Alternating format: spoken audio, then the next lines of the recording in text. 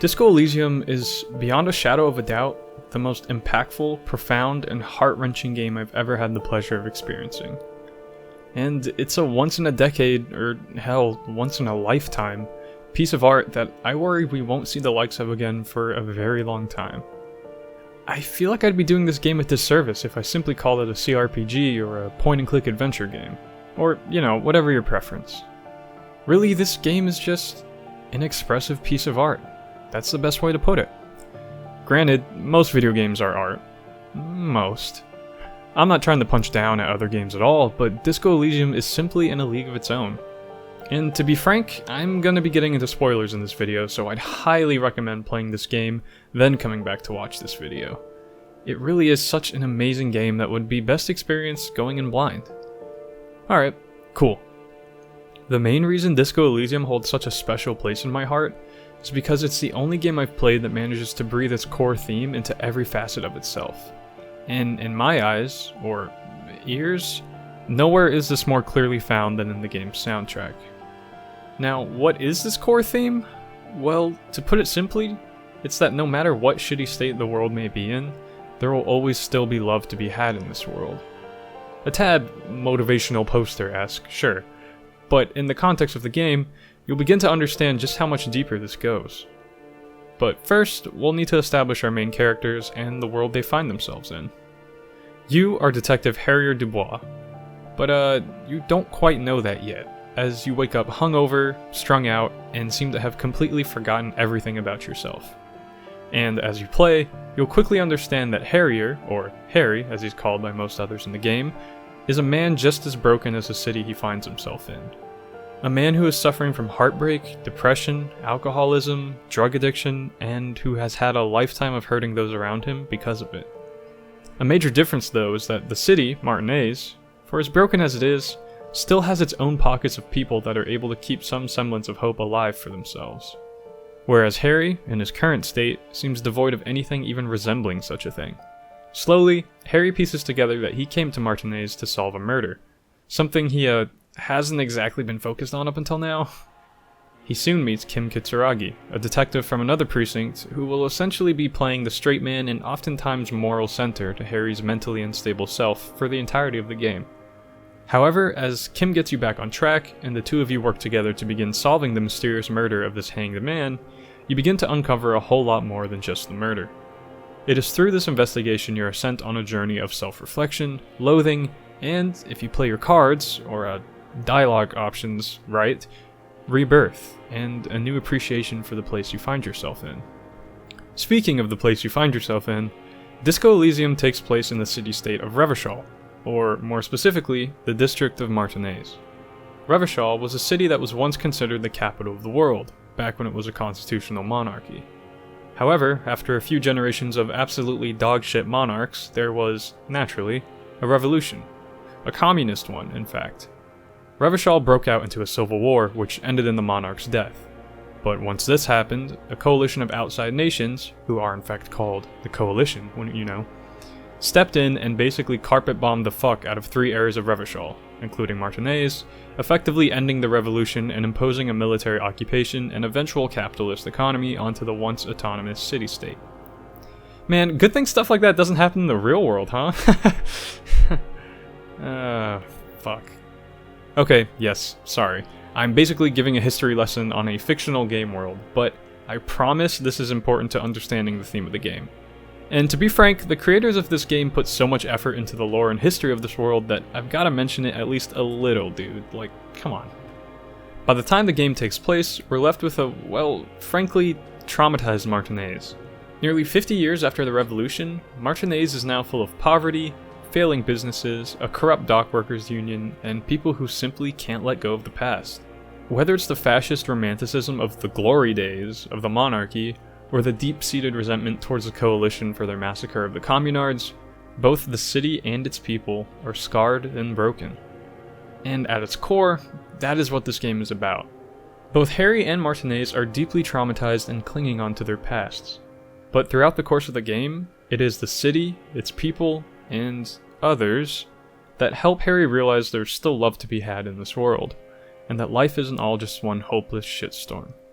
And in my eyes, the music of Disco Elysium is one of the biggest conduits the theme lives through.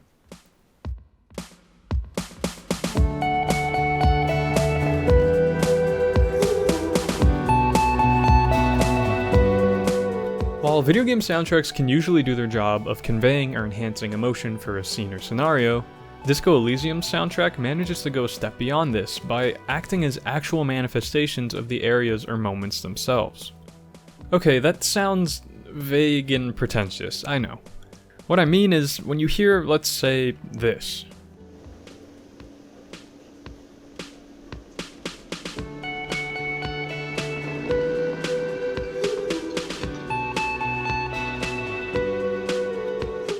At first glance, it's pretty obvious that this is meant to be the music playing in the hostel itself, a thing a lot of games, particularly RPGs, tend to do with their soundtracks.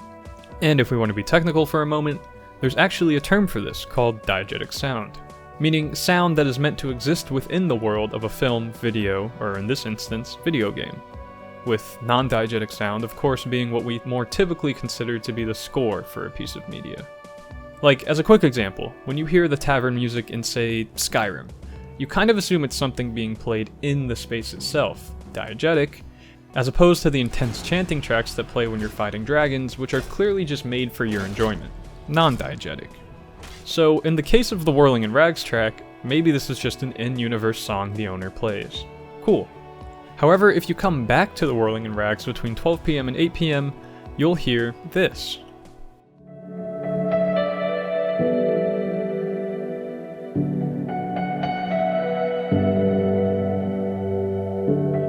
This is where I began to wonder, wait, is this song in universe? Or does the owner just have different variations of the song in the bar that he puts on depending on the time of day? Ultimately, the answer to that doesn't really matter, but it reveals how this game's soundtrack straddles this really intriguing line between in-universe and out-of-universe music, to the point where certain tracks would almost have you think it's coming out from some element in the world nearby, even if it really is just an overlaid soundtrack. Another great example of this would be the track Martinet's Terminal B, which plays as you explore the Union Shipyard area of the game.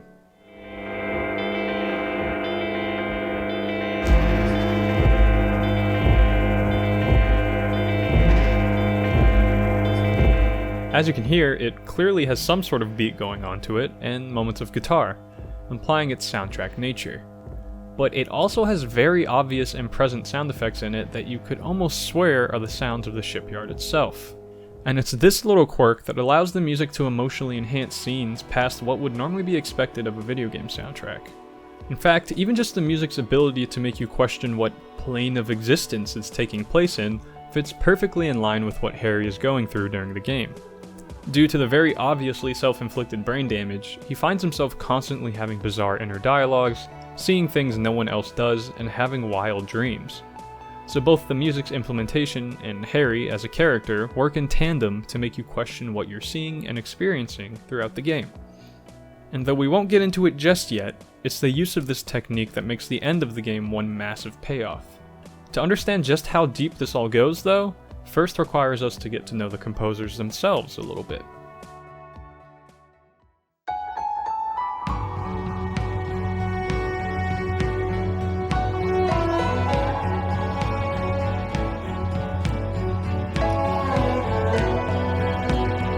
First off, I just want to thank this game for introducing me to Sea Power in the first place, who are now undoubtedly in my top 5 bands of all time. Without this beautiful game / novel / art piece being made, I'd probably go my whole life without hearing these guys. It'd be criminal. Something that seems to be an increasing trend in indie games, one that I'm very happy about, is this notion of established artists and bands coming in to create video game soundtracks. Japanese Breakfast doing Sable, Blood Cultures on Skate Story, and of course, Sea Power on Disco Elysium. Originally formed in 1995 under the name British Air Powers, and a few years later British Sea Power, the band started as an indie rock / post-punk band.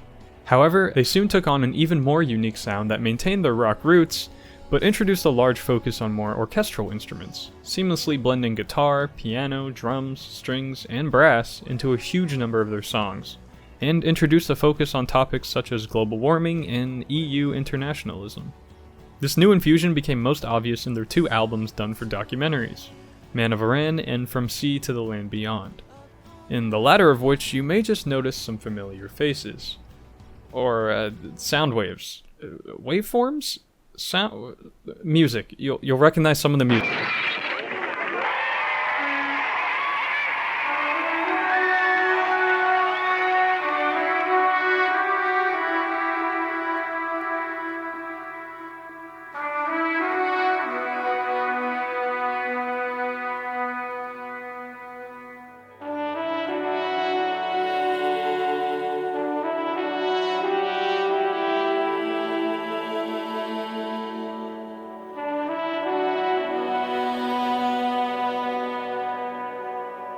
Funnily enough, the 3 main creative minds of Disco Elysium were longtime fans of the band, and were able to get Sea Power on board with this project when Robert Kurvitz, the lead designer and writer, flew out to talk to them in London while they were on tour to pitch the game to them, showing them concept art and describing aspects of their music that would be starter palettes.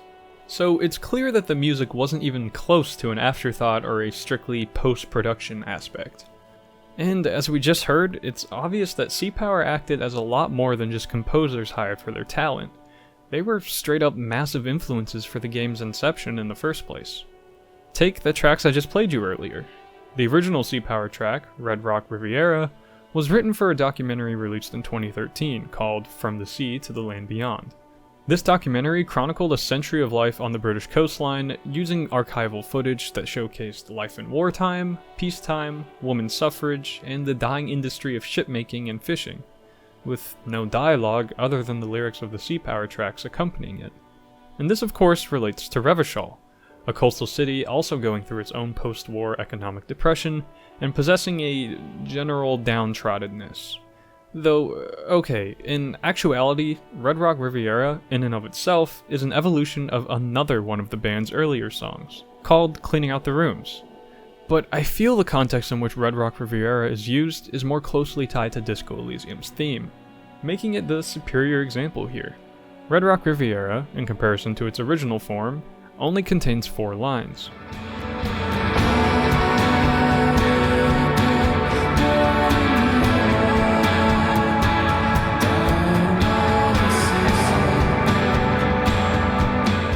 Now, Disco Elysium's track that's inspired from these other 2 is called Instrument of Surrender, and the first time you hear it is when you step foot out into Revachol streets for the first time. And as the horns ring hollowly on the aged and torn marble streets, Harry, with a complete loss of memory, may as well be waking up in a new life. You know, down by the seaside. See? And even aside from the retroactive lyrical meaning here, if we return to that blurred line of diegetics I was talking about earlier, when played here, the track almost sounds like something that could be playing off of speakers in the distance, as if it's the sound of the cityscape itself, singing about its forlorn history with its echoing distant horns and slow minor key violin chords, making you realize you're walking through a city that has tried to do everything in its power to stand up for itself, only to be violently shot down. But yet, it and its people continue on. All of this is just one example of how the soundtrack, its composers, and the game itself all have this deep and intertwined relationship to one another. One that goes much further than any other game I've played. I mean, even outside of the musical analysis here, the game is littered with Sea Power references, from the polar bear freezer being a reference to Sea Power's album art and a prop they used in their live shows for a time, to the stuffed bird you find, a great skua, being a reference to one of Sea Power's songs, and many, many more. You may have noticed I haven't been calling the band British Sea Power. Well, eventually, in 2021, they dropped the British in their name, now simply becoming Sea Power, citing the fact that they wanted to avoid any isolationist, adversarial nationalism that could potentially be conveyed through the name, a sentiment that feels perfectly in line with the messaging Disco Elysium conveys. And though they never cited it as a reason, I like to think their experience collaborating on the game with the developer, Zaum, had some sort of impact on this decision, making this game a shared transformative experience for both the composers, developers, and players alike.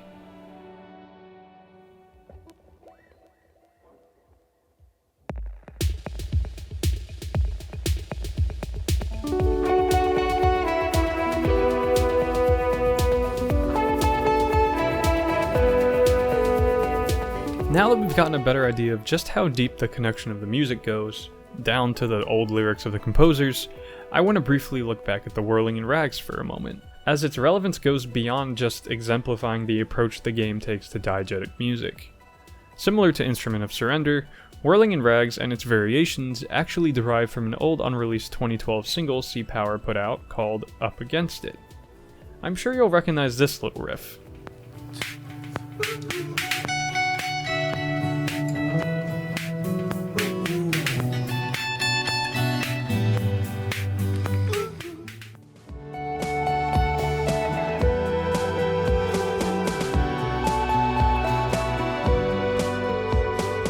It's a rudimentary version for sure, but after the release of the game, Sea Power decided to revisit the song, recreating it as the fully produced Fire Escape in the Sea in their 2022 album. While the music itself is more than enough to unravel what meaning is trying to be conveyed here, looking at the lyrics of Up Against It / Fire Escape in the Sea allows us to have a more solid understanding of the Whirling in Rags' relevance to the theme of the game. To start simple, there's the recurring line of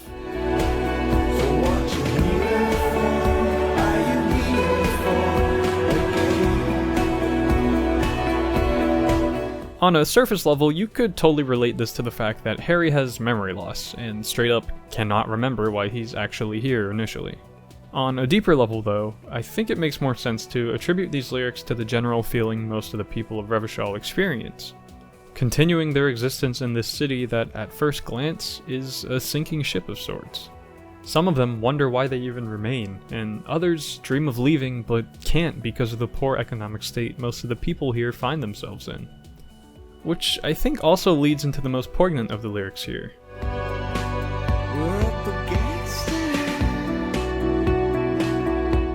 I think this conveys simply and precisely the shared struggle everyone who comes by the Whirling in Rags faces. And with that comes the strange sense of security that it provides to everyone who drops by, as they're in a space where everyone is kinda just going through it together. Hell, it even works on a gameplay level as it primarily acts as the game's central spot, or home base for most people. Another track that I think beautifully captures the theme on a broader spectrum is the track you hear when exploring the fishing village and basically the entire coastal area of the game.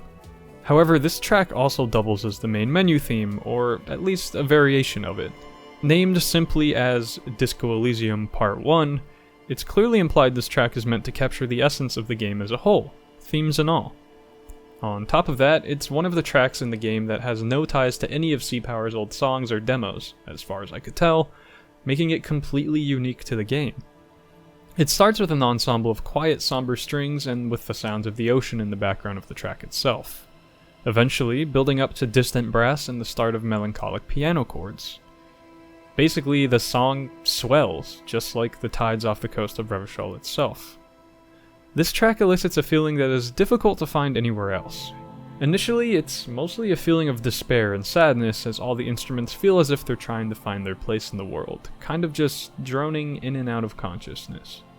This is, of course, an obvious parallel to the world and particularly the area you're in when the track begins, as the fishing village is without a doubt the area most impacted by the economic and social strife that Revachol suffers from. Being populated by nothing but a small community living in cobbled together shacks, some stray drunks, Harry's car he drunkenly crashed into the beach, and some teenagers who are up to something. Basically, it's the perfect spot to stare out at the ocean and wonder where the hell everything went wrong. However, about 3/4 of the way through the song, something shifts. It doesn't stop sounding depressing necessarily, but the music begins to find its footing a bit. A guitar comes in and slowly begins to guide everything into a slightly more cohesive direction. The strings follow the guitar, and the horns begin to play some semblance of a melody. One that's hard to make out, but is definitely there, trying its best.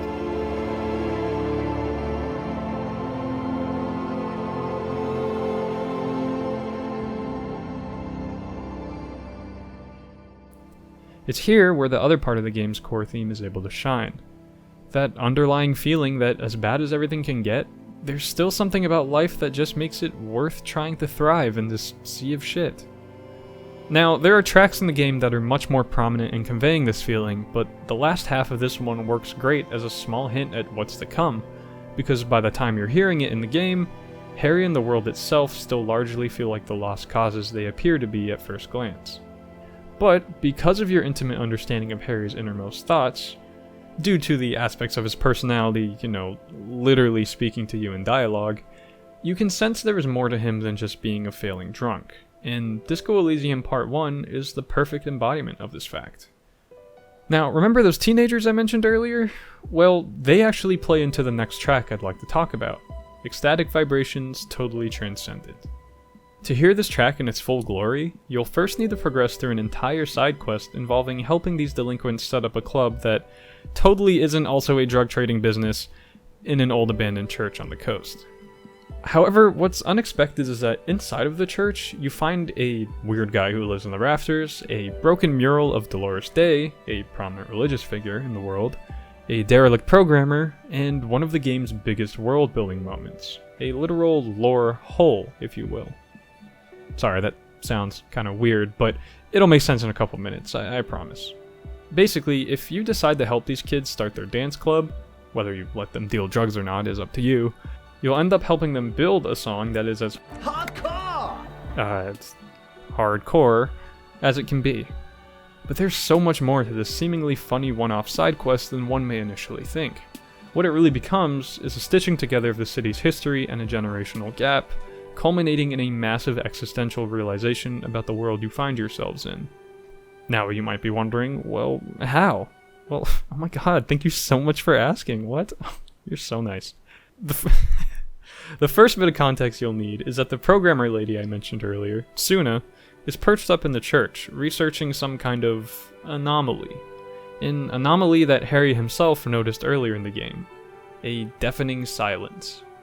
When Harry stands here, he truly hears nothing.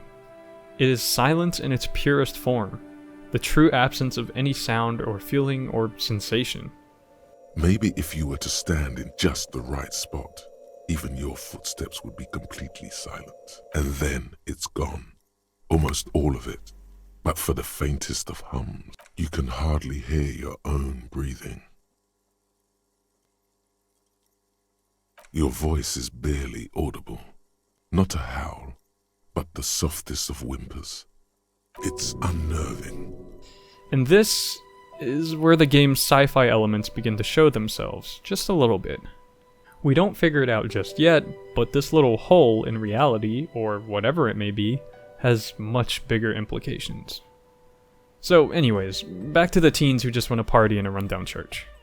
If you help Suna with her project and convince her to let the delinquents stick around, you've now got to help these kids evolve the genre of anodic dance music they want to share with the world. But first, Egghead, yes, that's this guy's name, needs something that'll give their existing Arno van Eyck track a proper melody. Arno van Eyck being a popular underground artist in the world that, as far as I can tell, is a reference to real-life trance DJs Armin van Buuren and Paul van Dyk, who I assume the developers must also be fans of. If you venture around long enough, you'll eventually find this tape, stretched and muddled through the branches of a tree. After a skill check, you can carefully unravel it and bring it to the nice, drugged-up curio shop owner, Roy, and get it re-raveled? Reeled? Just reeled? Fixed. Roy here fixes it for you. Thank you, Roy. Love you. And when you give the tape back to Egghead, it fits their song perfectly. Could it be that this is a Van Eyck track too? Tossed to the side in a fit of imposter syndrome? Or maybe just a coincidence? Regardless, the song has now stepped up in its hardcore-ness. But it's still missing something. A bass line. And where might we find something like that? Something that could be recorded that's unlike anything anyone's heard before? Well, there just so happens to be a reality-tearing hole in the middle of the church that Suna is trying to study the signal of. And when we help her try to finally get a reading on it, broadcasting the signal through the kids' speakers, this happens. 1. You disengaged. No wind outside, no waves, no floorboards creaking. Total, continuous silence. This is unnatural. In the silence, a low hum starts creeping up your spine. It's a song inside you, not in the speakers, not in the room. a great bass sigh in the basement of your mind. Slowly, it builds until the air around you starts to vibrate. The beauty and the beat! No, Egg! It's the window! In the corner of your eye, the lieutenant... The window is going to come down! No, the roof! Cracks appear on the stained glass window. Cracks run up the wooden pillars in the dark. Come down to us! Love! Below it, all the bass grows, like the jaws of a giant compressor gnawing on metal and wood. After almost causing the entire church to collapse down on everyone, Egghead manages to stop the signal, and from what was recorded, is able to create a listenable version to use as the song's bass. One that won't, bring down the church. And congrats! The song is now... Hardcore to the mega! But okay, what was that? In layman's terms, the hole in the church was basically a point of origin for a reality-altering phenomenon known as the Pale. In the world of Disco Elysium, what we might consider continents are instead called isolas, and rather than being connected by vast oceans, are connected by this separative tissue of non-matter, known as the Pale. It is the dominant presence of Elysium, Elysium being basically this game's version of Earth. According to the game's wiki, the Pale does not have a perceivable appearance. It is achromatic, odorless, and featureless, the enemy of matter and life. Therefore, it can only be measured through the matter that surrounds it. Once thought to be unenterable, humans eventually began to make expeditions into the Pale, many going insane or missing forever in the process. Eventually though, they adapted and began to travel through the Pale with hybrid airships called aerostatic crafts, with the average person only being cleared for 6 days of Pale exposure a year. Long-term exposure to the Pale causes over-radiation, which can cause bizarre side effects ranging from insanity to visions of memories that may or may not even be yours. In essence, the Pale is the suspension of properties: physical, epistemological, linguistic. In other words, not exactly great.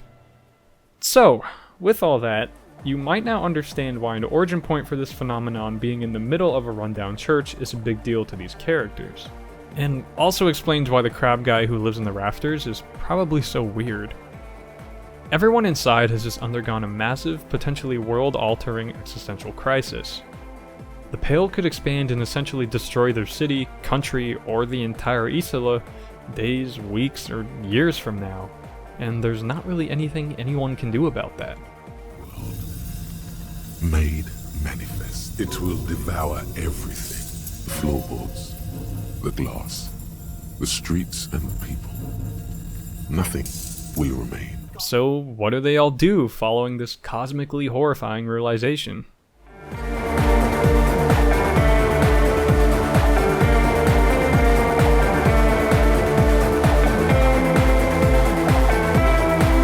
You dance, hardcore style of course, to an anthem of a future that will never come. Harry can hype up Noid and Egghead and get Andre to join him, thus finally cementing the delinquents' respect for him. And if you pass the right skill checks, you can even get Kim, your straight-laced, mostly no-nonsense partner, to join you as well, giving him a moment of levity in all of this madness that it's obvious he appreciates. If ever there's a time to save scum in Disco Elysium, this is it. It's too good of a scene to pass up. Okay, it took us a bit, but now we're here. This is what this song manages to do. Not only does it bridge the gap between Harry and the delinquents, as well as act as a bonding moment for Harry and Kim, but it also achieves a much greater, overarching existential purpose. Using the very sound of what may very well be the end of the world to be the baseline for a song that our characters then dance fervently to is such a beautiful and poetic response to the harsh reality check they've just been given. It's an attitude that for this moment in time takes it from a feeling of, fuck, the world is gonna end, to, fuck it, the world is gonna end. Not to mention, this world-ending bassline is intertwined with the abandoned track of an underground Revacholian artist, tying Revachol's identity to this point of the Pale.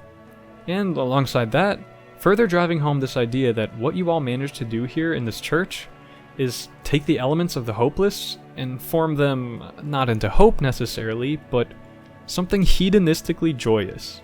A carelessness that can't help but bring a smile to your face.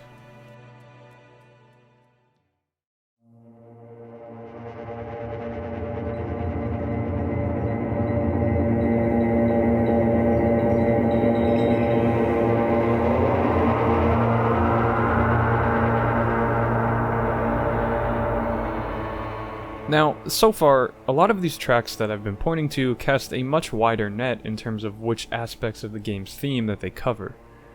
However, these next couple adhere to the more personal side of the core theme as it pertains to Harry himself. The first of these being the track Tiger King. Outside of the main menu theme, this is the first track you're exposed to when starting a new game, and basically acts as the soundtrack to Harry's inner mind and dialogue. Between every in-game day while sleeping, Harry has an inner dialogue with his ancient reptilian brain and limbic system, with an occasional dream sequence thrown in depending on the day. The track is, again, another case of deriving from an already existing Sea Power song, but in this case it is quite literally just the same song, title and all, other than some updated production. The original, also called Tiger King of course, also contains no lyrics and was released on Sea Power's previously mentioned Man of Aran album. This album was Sea Power's attempt at a new soundtrack for the 1934 documentary Man of Aran, which of course already had its own soundtrack. I don't believe it was an officially licensed thing or anything, they just wanted to make it. They were so meticulous that you can quite literally just start the documentary and the album at the same time, and it'll sync up as they intended it to. It's actually a really cool experience that completely changes the tone of the documentary from this more detached, informative approach to something much more viscerally personal. Now, why did they choose this track in particular to just drop into the game with essentially no changes? Well, I believe it's just another case of the original context and subject the track was used for, having some pretty relevant subtext to the story that Disco Elysium was already trying to tell. The Man of Aran documentary is a look into the lives of people who lived on the Aran Islands off the west coast of Ireland, which, as is revealed, seems to be a pretty tough and bleak existence from an outside perspective. But the documentary makes it clear that these people have found a way to endure in this tough environment. What I'd like to point your attention to in particular, though, is the opening title crawl of the documentary, which includes these final lines. In this desperate environment, the Man of Aran, because his independence is the most precious privilege he can win from life, fights for his existence, bare though it may be. It is a fight from which he will have no respite until the end of his indomitable days, or until he meets his master, the sea.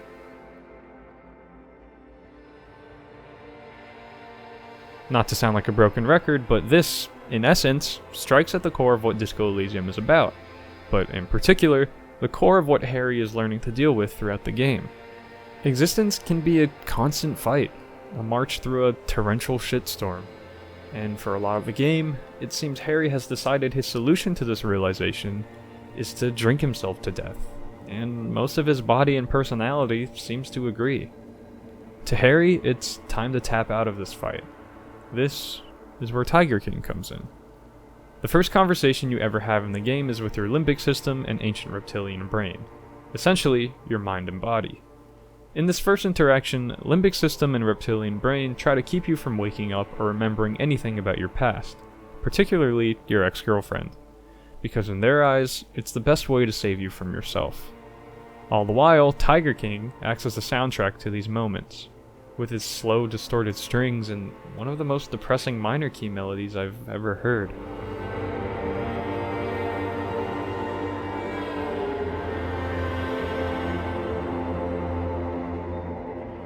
As the conversation continues, a few more strings accompany the melody, as well as some percussion from time to time. A tapping of the cymbals or a brush of chimes, but ultimately the song never truly resolves. It just drones on and on, with the same burdensome strings just wasting away in Harry's mind. The most poignant use of this track, though, isn't just these conversations had in the void of sleep, but rather two very memorable dream sequences. The first of which is had on the second night, where Harry sees himself as a hanged corpse in the yard behind the whirling in rags. If asked, the corpse, with the same voice used by ancient reptilian brain, will tell you, "You know who I am. I'm the bad day. The one where you ask her, and then later in the streets, wandering. It's the worst day of all time, Harry dear. And it's coming. She will hear about it on the phone. Reality will turn into a grotesque nightmare. This will be the last thing you did to her. Tell me, Do you remember the love of your life? The body basically disparages you about all your failures as a human being, reminding you of your girlfriend, how you fucked everything up with her, how you failed every single person on Elysium. And of course, this isn't some separate entity, this is just Harry, talking to himself, in one of the most visually striking, horrifying, and hard-hitting representations of the inner dialogues one has when depressed and contemplating suicide. I think it goes without saying just what that bad day the corpse mentions is supposed to be. As for the second dream sequence I mentioned, we'll circle back to that, don't worry. Following the path of Harry's character arc a little bit, the next song I want to talk about is The Smallest Church in San Sains, which is the song Harry chooses to sing on the karaoke machine in The Whirling in Rags, if you decide to do that quest. It is, yet again, another Sea Power song repurposed for use in the game. Well, I say repurposed, but it is quite literally the same song with about 2 lyrics changed to fit the context of the game world and a more stripped down instrumentation. Other than that, it's the same. As you find out through certain conversations in the game, this is also the song Harry was singing alone in his room constantly during his bender. Unfortunately, Harry ruined that copy of the tape, so when you finally find another copy, and then convince the hostel owner to let you sing, what do you get? Well, it's a skill check to sing the song, but don't worry, either way, Harry sings it. The interesting thing done here is that depending on the result of that skill check, a different voice will sing the song. If you succeed, your ancient reptilian brain sings the song, and if you fail, your limbic system.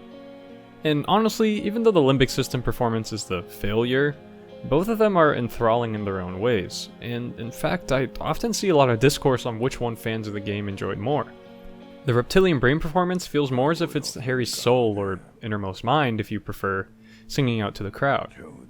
Low, growling, and tired, yet manages a steady and melancholic performance, if a little lacking in dynamics.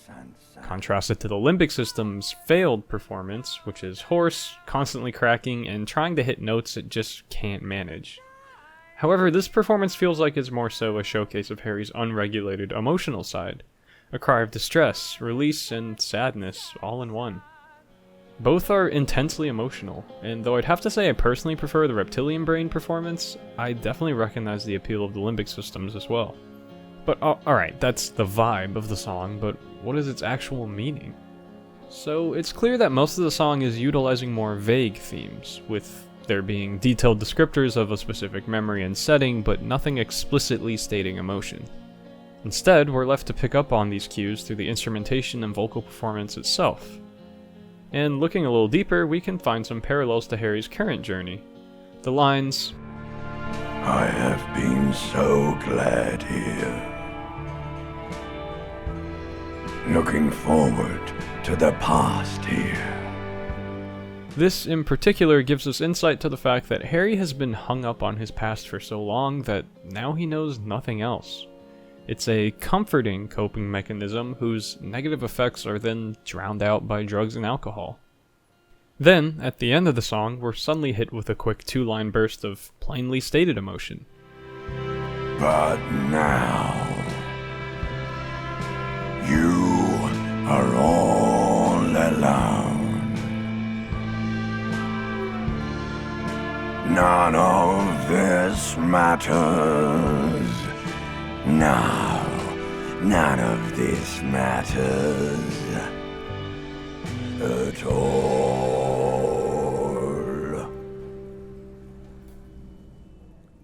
These 2 lines reveal where all of Harry's coping mechanisms have led him. Alone, pushing everyone who cares for him away, and leaving him without a shred of love for himself. But the fact that Harry is able to express this feeling to an audience in the first place shows that at the very least, there's a level of self-awareness and even a desire to change lying underneath all of this pain. That sentiment of wanting a change also, conveniently, leads me to the next track I want to explore on Harry's emotional journey. The one and only time you hear this song in-game is right before you head to the endgame area with Kim. After discovering that the murder victim was killed by a sniper rather than a lynching, the two of you have determined the last possible place to look for the gunman's spot is on an island not too far from the fishing village. So together, the two of you borrow a local woman's boat, and Harry, being Harry, grabs his radio and begins blasting the sad FM station, leading into one of the most iconic scenes of the game. It will last forever.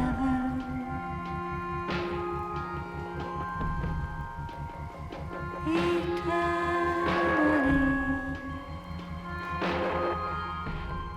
And yeah, you guessed it. This one is also a repurposed Sea Power song. You're so smart, you. Originally written by Sea Power as the song Want to Be Free, Burn Baby Burn basically takes the ending and title of the original song and repurposes it to be the focus of the song. Rather than the original's 3 verses, the song is mostly a repetition of the lyrics. Want to be free.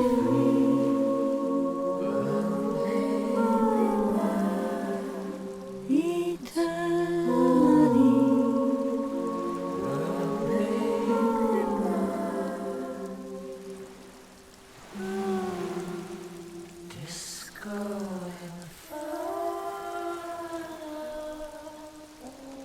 The lines Disco Inferno and Burn Baby Burn are unique to this version in particular. I think it was smart to keep the song mostly limited to these few lines, as it keeps things thematically simple and focused during this moment. The line Want to Be Free is the most obvious of these, alluding to Harry's desire for change and to be free of his past and the mental and physical struggles that hold him down. Hand in hand with that sentiment is where I think Burn Baby Burn fits in, alluding to that same desire for change, just in a more destructive and emotionally charged wording. This then builds up to the final line, Disco Inferno, which, when translated from Latin, means I learn through suffering, or I learn in hell.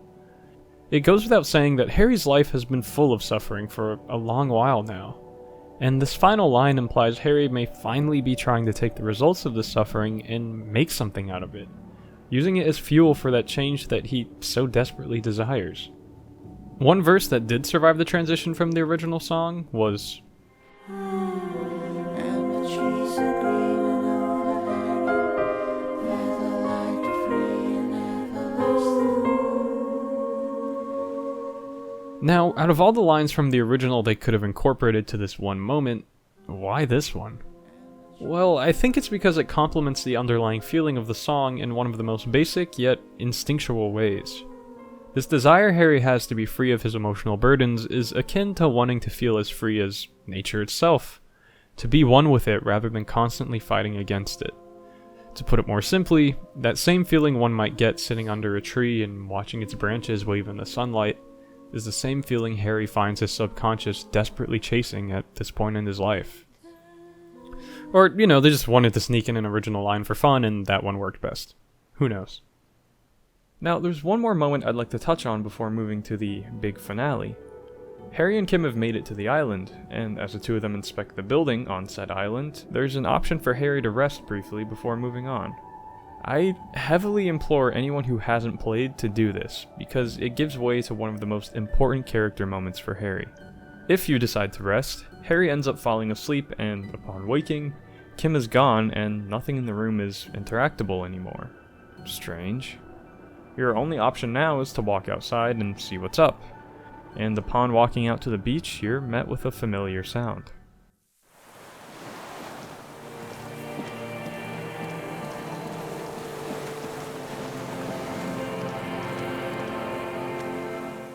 Ah, so that's what this is. As Tiger King yet again plays its mournful strings, Harry makes his way out to the ocean, with his inner senses telling him to walk out into the water. And so, he does, and finds himself walking along the water's surface until she appears. It's Harry's ex-love, the one we've been hearing about this entire time. But also, not. Yes, the conversation is clearly some malformed version of a moment that either happened or Harry wished had happened in some form. But rather than just appearing as herself, she takes on the image of Dolores Day, a religious figure and matriarch symbol in the world of Disco Elysium, who is featured in that mural in the church that I briefly mentioned earlier. Dolores Day lived only some 300 years ago, and was exceedingly influential in the expansion and discovery of New Isolas, and beloved by much of the modern-day population. At the mural of her that exists back in the church, Harry can talk to it with his skills and ascertain some of the history surrounding her. And it's only through discovering this information about her that you're able to have this vision in the first place. okay, why is he projecting Dolores Day onto his ex? Well, through this conversation, we finally find out that the ex's actual name is Dora. You know, Dolores, Dora. It probably isn't much of a stretch to think they both look similar as well, with their blonde hair and striking eyes. But it goes a lot deeper than just similar names. Throughout the course of the game, and this conversation in particular, you begin to get the idea that Harry kind of deifies Dora and the relationship that they had. Similar to this, Dolores Day is deified by a large amount of the population, but in reality, like any historical figure, is flawed. See, depending on how deep you decided to dive into Dolores Day's history, you may find out that she was in fact also a bit of a war criminal. On top of that, she had mandatory education programs, forced mass resettlement of populations who wanted independence, and would suppress dissenters through military force. Now, that isn't to say that Dora, Harry's ex, is some kind of war criminal or abuser, or that Harry was actually the victim the whole time. No, not at all, actually. From what I can gather, Harry was without a doubt the main source of a lot of their issues, and Dora was there for years being his support system. At a certain point, though, it became too toxic for the both of them, and Dora had to do what was best for her. The parallel between Dolores Day and Harry's relationship with Dora comes in the idea of romanticizing and deifying your past. In the same way Dolores Day is deified by history books and the modern-day man, Harry also puts his relationship with Dora on a pedestal, and fails to remember just how toxic and horrible it was for all parties involved. All of these factors coalesce to form this dream sequence where, yes, it's a brutal blow to Harry, and the amount of groveling he does varies depending on your dialogue choices. But at the end of it, no matter how accepting or desperate to keep her you were, she leaves. Symbolizing that maybe, just maybe, this time Harry will actually let her go. He can't stop what happened, and maybe it's time to reconcile with that fact. In this way, Tiger King has the potential to have its context and meaning changed for the better with nothing being done to the music itself. From a mournful, hopeless feeling to something more akin to a final and woeful goodbye. And sure, the scene and music are still depressing, but the sense of a woeful goodbye, at the very least, plants the seed for a potential growth and change in Harry, as opposed to the unchanging misery and overwhelming sense of just give up the track conveyed in its other appearances. And now that that seed is planted, it's only further cultivated by what comes next.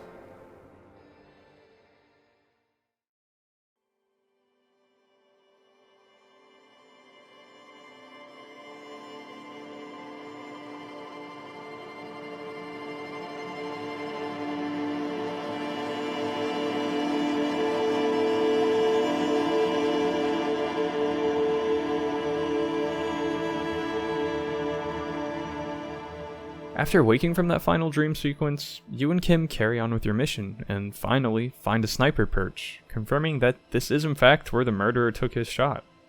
And soon after, you find him, just camped out, almost apathetic to your arrival, with Disco Elysium Part 1 playing at a lull in the background.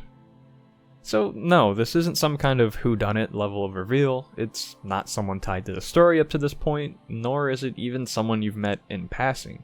The murderer is the Deserter, an old, bitter communist soldier who fought and deserted during the Revacholian Communist Revolution.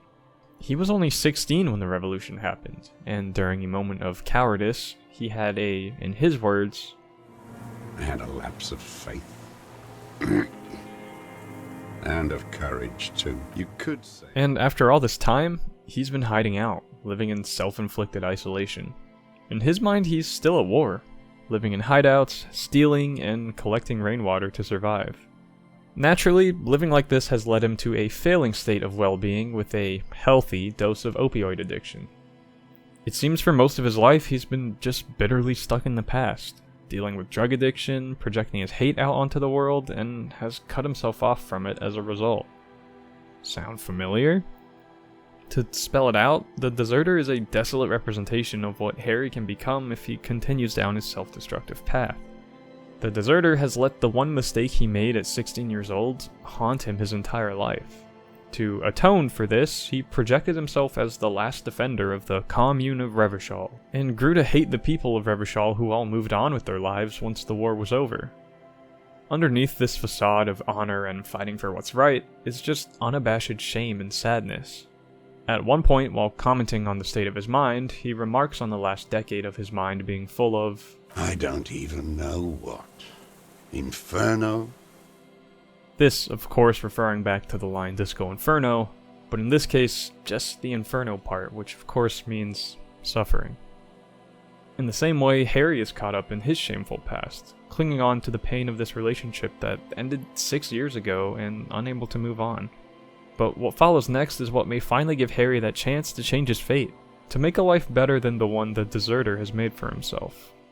Now, this isn't something I've really touched on in this essay up to this point, but if you've done the side quest involving the cryptozoologist, it involved a search for a creature called the Enceladine Phasmid, something akin to a Bigfoot in the world of Elysium, and it was pretty much played off as a kind of joke side quest for the sake of entertainment, with nothing ever coming of it, and Kim doing everything but rolling his eyes along the way. However, towards the end of your conversation, Harry senses something nearby.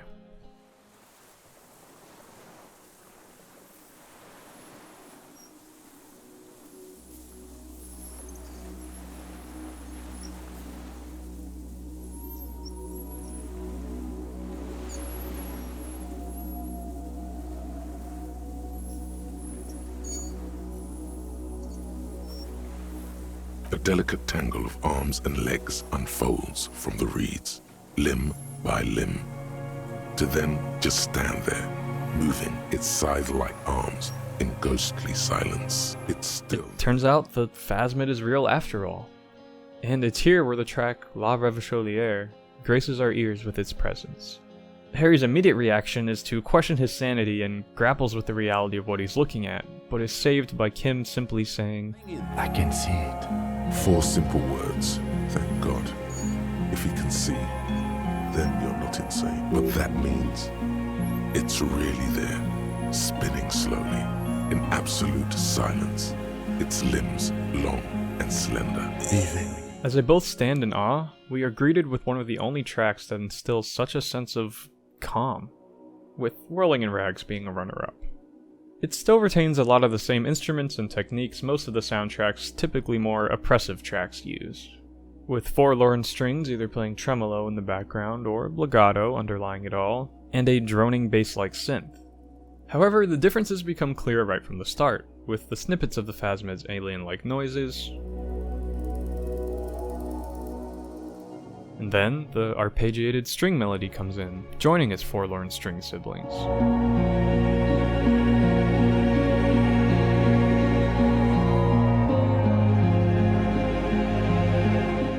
And then the final one through the door, a guitar that complements the melody intermittently throughout the song.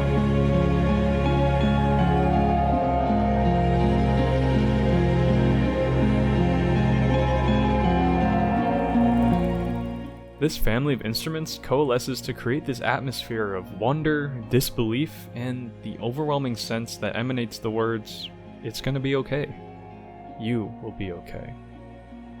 This is all, of course, reflected in the conversation Harry is able to have with the Phasmid as well. If you're able to pass another dialogue check, Harry and the Phasmid are able to converse. Whether it's completely in Harry's head, or really some type of phenomenon due to the Phasmid's pheromones he has, or some strange mixture of both, we don't know. But it's through this conversation that Harry's character arc is able to come full circle. You discover that the Phasmid has been able to keep itself hidden from society for so long because of its ability to secrete a pheromone that messes with one's brain, keeping you from really comprehending or believing in what you're seeing. And it's this same pheromone that has absolutely degraded the deserter's brain, rendering him unable to see what it is Harry and Kim are seeing. It is without a doubt the most mystical being or phenomenon in the Disco Elysium universe that we've found so far. Because of these almost phasmic and psychic abilities, and eventually evolving the ability to essentially clone itself asexually, the Phasmid, or Phasmids, have been around for thousands of years, unnoticed by humanity, but always watching. The Phasmid starts the conversation with a simple, I exist. and upon remarking that you do too, it asks what it's like for you. You can answer a couple of ways, but my favorite is fire, burning. As this answer acts as its own callback to Disco Inferno, and the concept of learning through suffering, whether Harry is aware of it or not. As this rather existential conversation continues, Harry is able to remark, "I'm glad to be me," an incredibly sensitive instrument. And the conversation that follows is what finally got me to shed a tear playing this game. Few of us can begin to imagine the horror of you, with all of creation reflected in your forebrain. It must be like the highest of hells, a kaleidoscope of fire and writhing glass. Eternal damnation, even when you're sleeping. And when you wake, you carry it around on your neck, with eyes open that cannot help but swallow more behind the mirror. I feel great, mute empathy for you. That must be incredibly hard. The Arthropods are in silent and meaningless awe of you. Know that we're watching. When you're tired, when the vision spins out of control, the insects will be looking on, rooting for you. And when you fall, we will come to raise you up. Bud from you, banner-like, blossom from you and carry you apart in a sky funeral, in honor of your passing. But not me, because I'm just a leaf eater. In honor of your shit, Lieutenant Effrater, which you kept together in the face of total unrelenting terror, day after day, second by second. These two sentences are when I realized just how much this game had been subtly resonating with me. Sure, I'm not an alcoholic, a drug user, or a shitty partner, and I wouldn't consider myself clinically depressed, just, normal Gen Z level of depressed. But at the same time, there's just something about Harry's struggle that I could relate to in my soul. And the subsequent comfort and encouragement that you get from both this mystical stick bug and Harry's personality aspects themselves just hits so incredibly hard. If you decided to play Harry as someone desperately trying to improve in spite of themselves, cutting out alcohol, cutting out drugs, doing your best not to be an asshole in dialogue, not being a fascist, etc., then this moment is the ultimate catharsis, only furthered by the dialogue that follows Volition's beautiful statement. Detective, arriving on the scene. This, I feel, drives home that Harry has finally arrived for himself. He's finally hitting a point where maybe he does want to keep experiencing whatever this shitty, fiery world has for him. And make no mistake, the world is still just as chaotic as it's ever been. This conversation with the Phasmid is not all sunshine and rainbows. In fact, while it is this very cathartic and encouraging moment for Harry, it also comes with this. No, you are. The moral of our encounter is, I am a relatively medium life form, while it is you who are a total extreme madness. A volatile senior nerve system ominously new to the planet. The Pale too came with you. No one remembers it before you. The Nidarians do not. The radially symmetrics do not. There is an almost unanimous agreement between the birds and the plants that it is a nervous shadow cast into the world by you, eating away at reality. A great, unnatural territory. Its advent coincides with the arrival of the human mind. Yep, that's right. The Pale only arrived when the human mind came into existence, and every creature on Earth is terrified of us because of it. Or at least that's the truth according to this magic stick bug. As conceptualization puts it, Instead of air, you exhale thoughts. There are no trees that eat thoughts. so that's comforting, huh? However, this revelation also goes hand in hand with the two aspects of life that the track La Revacholiere is trying to convey. The forlorn and off-key soundscape aspect of the song that is more typical of other tracks in the game's album is present here, and acts as a representation of this even more existential, mind-bending revelation about the Pale. But that comforting, hypnotic melody is the comfort and beauty that the Phasmid and Harry's very own personality are able to help him discover in the same conversation. And in this way, the core theme of the game is finally made clear and perfectly represented here, through both story and music. Yes, the world is still a terrifying and oppressive place, but there's still beauty and love to be had in it. Beauty, like the impossible creature standing before you, and love found both for yourself and in people like Kim, who still stick by your side no matter how little you think you deserve it. This dichotomy is the essence of Disco Elysium, and it's a theme I rarely find tackled in games, let alone a theme so perfectly encapsulated by the music on top of it. And of course, Sea Power being Sea Power, transformed La Revacholiere into its own song in their 2022 album Everything Was Forever, this time labeled as Lakeland Echo. Now we can again look to the lyrics of this version to further cement the ideas that the original was only able to convey through its music. But to save some time, I think all we truly need to look at here is the second verse.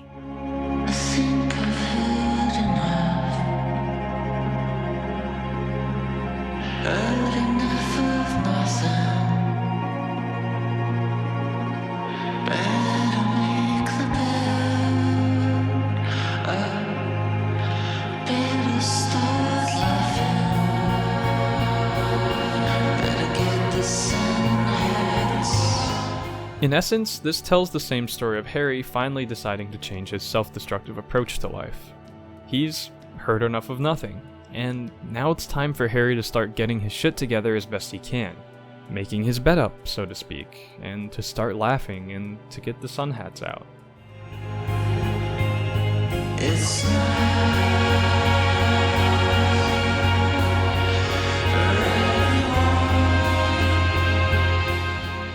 And this last line, "it's not for everyone," implies that not everyone manages to alter the course of their life for the better. Someone like the deserter, for example.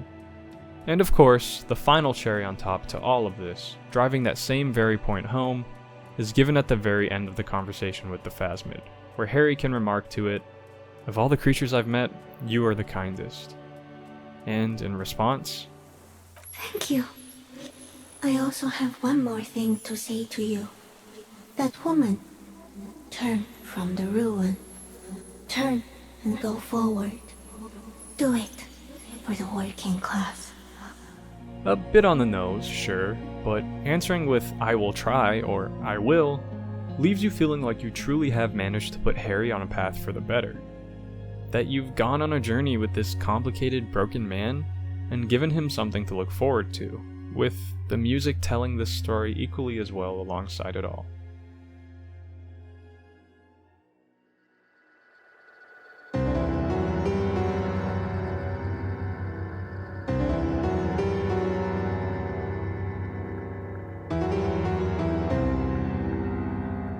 The beautiful thing is, along the way, I think this game helped me remember that I have a lot to look forward to as well. And not in a way that's just like, oh, this game really left an impact on me. I mean, it did, but that feels like too simple a way of putting it. Not to be too dramatic, but this game, and its music, of course, left a mark on my soul that I feel like I haven't had from a game since something like Halo 2. But while my connection to Halo 2 is admittedly driven more so by nostalgia, my connection to Disco Elysium is something much more visceral. Its soundtrack, and La Revacholiere in particular, manages to give me goosebumps quite literally every time I listen to it. Sure, there's plenty of songs and tracks that manage to bring me back to very specific emotional states, but not like this. And not this consistently. I could go on and on trying to find the proper words to describe how I feel about this game, but I think the 23 pages of script will have to speak for themselves. All in all, Disco Elysium is the best use of music being able to reflect the story and character moments in a game that I've ever had the privilege of experiencing. The unique ties between the developers, the composers, and their discography's relevance to the game's soundtrack is something I've never seen before. It's something born purely out of the love of art everyone who worked on the game clearly has, and a ridiculously in-depth and thought-out vision for what they wanted to make. And man, did they make it.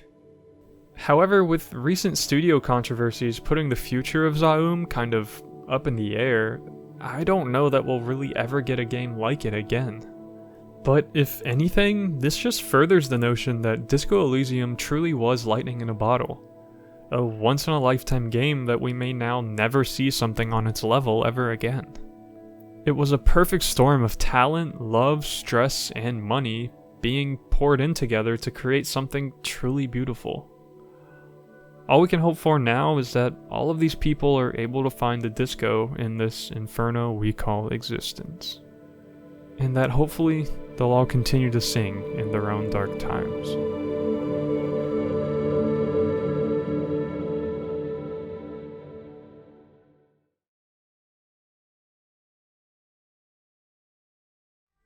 Hey, so this is just me now, kind of freestyling, but thank you guys so much for watching. Sorry it's been a while. It's been about, what, 8 months? 8 months, close to 9 months since the last video, but yeah, you know, started school, have 2 jobs now, so it's taken a while, but we made it. And yeah, I hope you guys enjoyed. And if you did, you know, consider subscribing, liking the video, commenting, all the good algorithm stuff, you know. Can't promise the next video essay will be this long. Might be shorter. I don't know. I'm just kind of let it be as long as it needs to be. But yeah, it shouldn't be another 8 months. That's for sure. Also, I just kind of wanted to use this as a chance to say thank you for the support on the Shawshank Redemption video. I know that was like 3 videos ago, but it was the first one of mine to actually like blow up and give me significant like boost in subscribers, and that was really cool to see. And I know we never really addressed it outside of like the top comment on that video, but thank you so much. Actually, I go back to the comments on that video a lot whenever I'm feeling a little like unmotivated for making this kind of stuff. So I really do appreciate it, and I will probably make a more dedicated video probably when I hit like 1,000 subscribers. I think probably just more of this, me kind of talking to the camera. But yeah, other than that, just thank you for watching this long-ass video if you made it this far. It was kind of stressful, it was a long process, but I'm really happy with how it turned out. So yeah, just thanks.